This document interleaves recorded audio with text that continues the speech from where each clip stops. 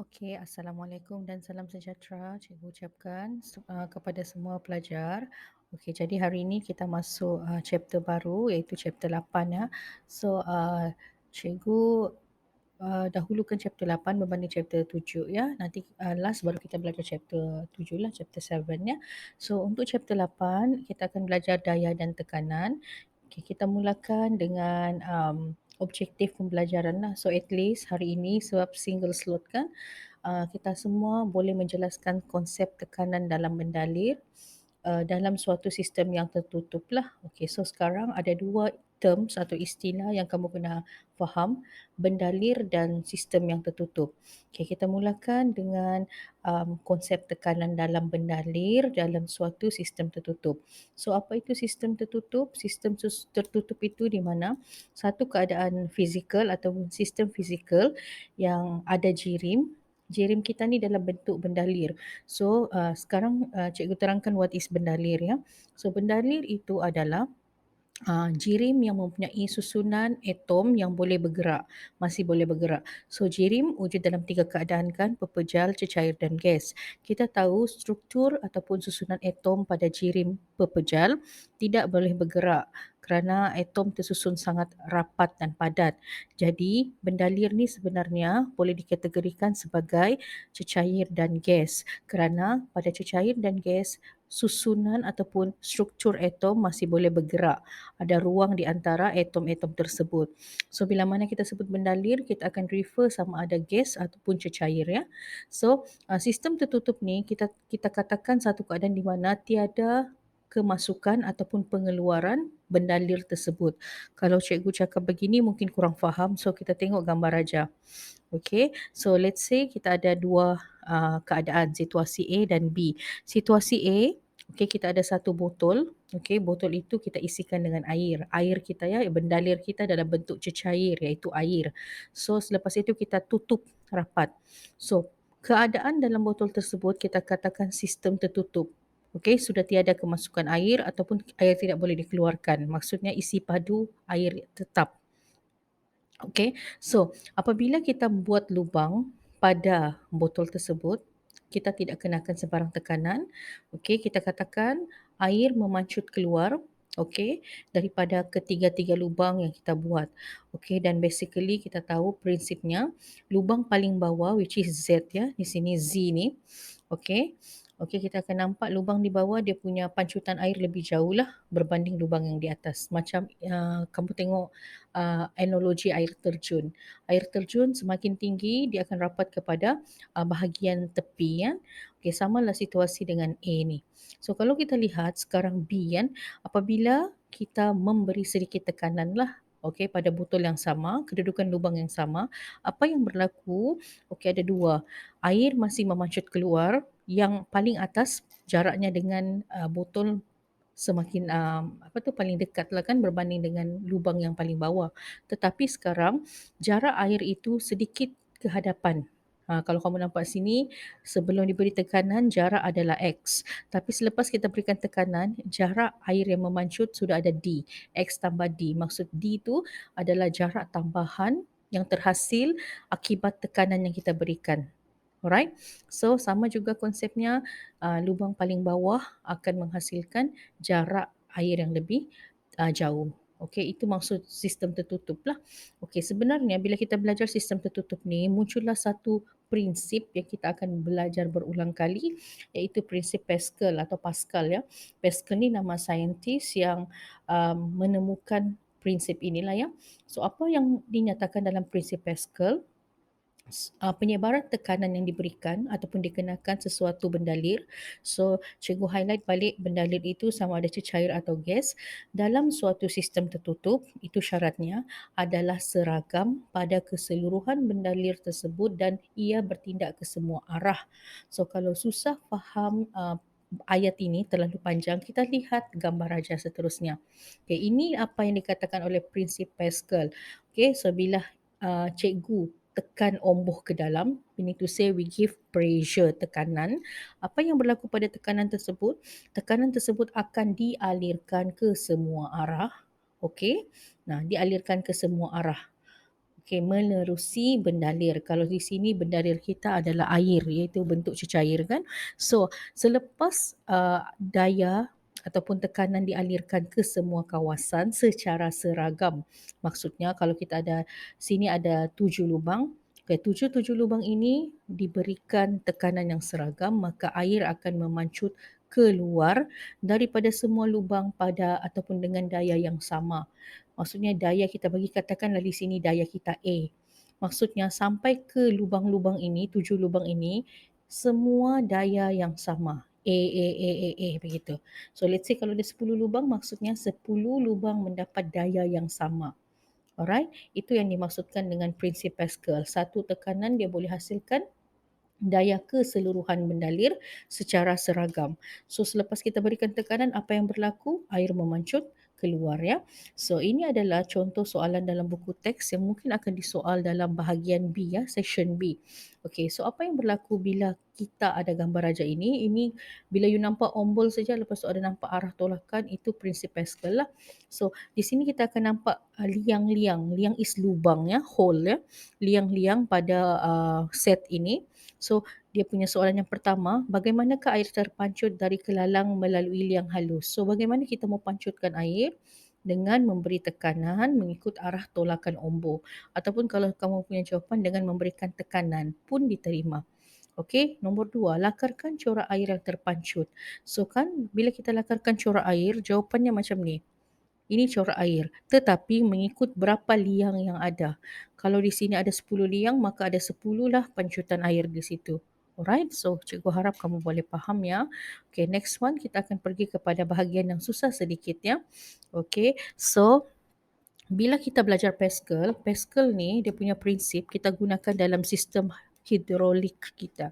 Sistem hidrolik ni dia ada 4 prinsip asas. Dia berpegang kepada 4 prinsip asas. Yang pertama, kita menggunakan bendalir cecair kerana cecair tidak mempunyai bentuk tetap. Remember bila kita sebut bendalir, bendalir bukan sahaja refer kepada cecair tetapi gas. But in this case, kita menggunakan cecair dalam sistem hidrolik kita. So kalau tanya apa itu sistem hidrolik, nanti cikgu akan terangkan ya. So prinsip pertama, cecair tidak mempunyai bentuk tetap. Okey, cecair itu mengikut bentuk bekas. Kalau bekas kamu bulat, maka cecair itu akan membentuk ikut bekas kamu. Okay, B. Cecair tidak boleh dimampatkan. So, kalau kita ada gas, gas kita boleh mampatkan. Maksudnya isi padu gas itu bila kita mampatkan, isi padunya akan berkurang. Tetapi tidak pada cecair ya. Okay, C. Bila tekanan ada, tekanan tadi akan dipindahkan secara seragam ke seluruh arah, ke semua arah berdasarkan prinsip Pascal tadilah. Dan yang D, apabila ada tekanan, daya dihasilkan maka ia akan mampu menghasilkan kerja-kerja berat. Sebab daya input kita, daya input adalah daya yang kita berikan akan menghasilkan daya output. Okey, kalau cikgu cakap saja susah mau faham. Jadi mari kita tengok gambar raja. Okey, so ini adalah operasi sistem hidrolik kita lah. So gambar raja 8.4 ini adalah basic struktur pada sistem hidrolik. Any kind of application, apa sahaja aplikasi yang ada sistem hidrolik, beginilah dia punya basic principle.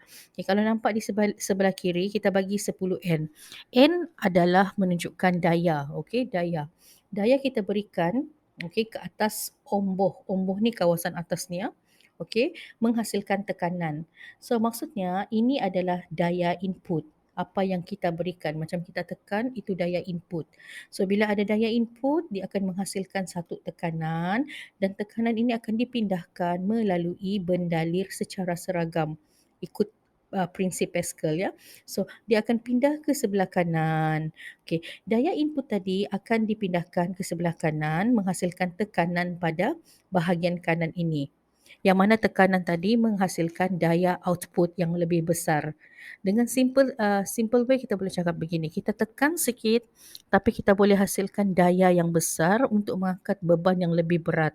Something like that ya. Okay, so by this time kamu kena tahu unit sudah. Okey, kalau N ni menunjukkan daya, Newton ya daya. Okey, kalau luas biasanya dia guna sentimeter cube ataupun meter cube lah, tapi unit bagi luas mesti sama. Kalau kiri sentimeter cube, di sini pun sentimeter cube. Okey, kalau daya memang Newton lah, okey, tidak akan ada perubahan. Alright, so kalau kita tengok sini, okey, so macam mana kita membuat pengiraan? Okey, sebenarnya soalan ini adalah soalan pengiraan. Okey, tekanan pada bahagian kiri ataupun tekanan pada omboh kecil, okey, yang mana kita katakan daya input tadi kita gunakan kan, tekanan dihasilkan di bahagian kiri adalah sama dengan tekanan yang dihasilkan pada bahagian kanan ataupun di bahagian omboh yang besar. Omboh this one, kawasan tempat kita letak tu kan. Alright, so dia punya formula adalah tekanan equal to daya bahagi luas. Daya bahagi luas. Daya kita adalah N, luas kita di sini adalah sentimeter cube. Okey, so selalu kan cikgu selalu ajar budak ingat PDF. PDF. Okey, P tekanan, D tu daya, F tu konon-konon L lah luas. Okey, so PDF lah. Tapi nanti akan ada keliru sebab daya dia punya simbol adalah F. Okey, so force kan, so never mind, nanti kita akan simplify baliknya. So by this time basic pertama kamu kena tahu, okey, tekanan di bahagian kiri sama dengan tekanan di bahagian kanan. So bila kita ubah dalam bentuk formula, daya input bahagi dengan luas omboh kecil sama dengan daya output di bahagian sini bahagi dengan luas omboh besar.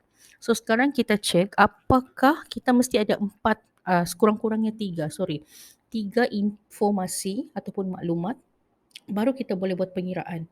So sekarang kita tengok adakah daya di bahagian input? Yes. Ada luas omboh kecil? Yes. Adakah daya di bahagian output? Tiada. Adakah luas omboh? Yes. So sebenarnya dia suruh cari daya output. So buat penyelesaian matematik biasa dan you will get 500 Newton. So kalau 500 N, N tu adalah unit. Kalau dalam exam tidak sure, kalau kita tidak tulis N pun should be okay. 500 should be okay ya. Alright. So, apa maksud cikgu kalau kamu tidak tahu dia punya formula? Okey, sekarang ini yang cikgu sudah terangkan tadi ya. Okey. So, let's say like this one. Okey. Kita nampak di sini ada kekurangan informasi. Luas 0.01 ada. Dekat bahagian omboh kecil tiada daya. Bahagian omboh besar pun tiada daya. Daya output. Jadi macam mana kita mau kira? So, this is what we call maklumat tidak cukup. So, tiada pengiraan. Jadi sebenarnya soalannya adalah begini. Okay, so let's say lah katakan daya outputnya 200 N. Sekarang kita check one by one. Ada daya output? Yes. Ada luas permukaan omboh besar? Yes. Dalam meter sudah di sini ya. Okey, ada luas permukaan omboh kecil? Yes. Sekarang yang kita kena cari adalah daya input. Macam biasa buat formula daya bahagi luas permukaan kecil sama dengan daya output bahagi luas permukaan besar. So bila kita kira calculation, kita akan dapat 1 Newton. Meaning to say, bila kita tekan bagi daya, kita tekan ya, 1 Newton sahaja dengan menggunakan prinsip Pascal iaitu daya ataupun tekanan yang tekanan yang terhasil akan disebarkan secara seragam melalui bendalir di sini. Okey, dia akan mengangkat beban 200 Newton. Alright. So sekarang kalau kita mau check lah jawapan kita buat semakan semula. P1 di sini. Okey, pada omboh kecil sama dengan F1 bahagi A tu area ya.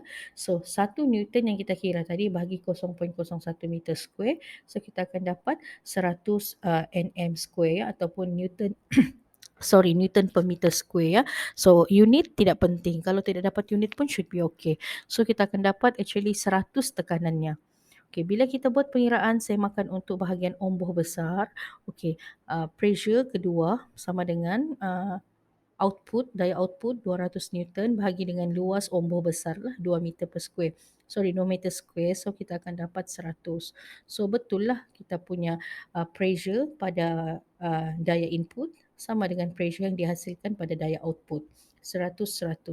Okey, maksudnya tekanan yang dihasilkan pada sebelah kiri sama dengan tekanan yang dihasilkan di sebelah kanan. Okey, walaupun daya yang kita berikan pada sebelah kiri sedikit sahaja, kita tekan sikit tapi kita mampu hasilkan daya yang besar untuk mengangkat beban kita sebanyak 200 Newton. Alright, so okey, ini contoh kedua lah. Okey, ini adalah Berdasarkan prinsip Pascal juga, kita bagi daya 200 Newton sini dengan luas area ataupun luas ombor 20 cm cube. Okey, sekarang kita cari apa sebenarnya? Kita cari daya output. Okey, sebab kita ada luas area di sinilah, area untuk ombor besar kan. So, macam mana buat pengiraan? Sama saja macam tadi. Okey, kita buat 20 per 20 equal to X. Kita mau cari X di sini. X tu F2 lah. F2 tu is daya output bahagi dengan luas area, luas ombor besar which is 60. Okay, so sekarang dia guna unit centimeter cube ya. So macam cikgu cakap, unit doesn't matter lah, tidak berapa penting ya. So bila kita buat calculation, we get 60 Newton. So kalau kita mau buat semakan semula, berapakah tekanan dihasilkan pada bahagian kiri? Macam mana mungkin ada tekanan? 20 bahagi 20. So you will get 1 di sini. 1. So, berapakah tekanan yang dihasilkan di sebelah kanan? 60 Newton, okay, dia punya daya bahagi dengan 60 cm cube, dia punya luas permukaan ombor. So, you will get 1. Jadi, betul lah tekanan di bahagian kiri sama dengan tekanan di bahagian kanan. Walaupun kita hanya memberi daya 20 Newton, tapi kita boleh hasilkan daya sebesar 60 Newton. Itulah yang dimaksudkan dengan prinsip Pascal. Jadi cikgu habiskan dekat sini.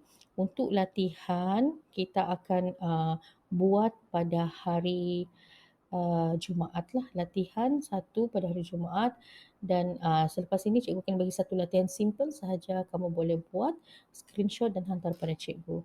Okey, sekian, terima kasih.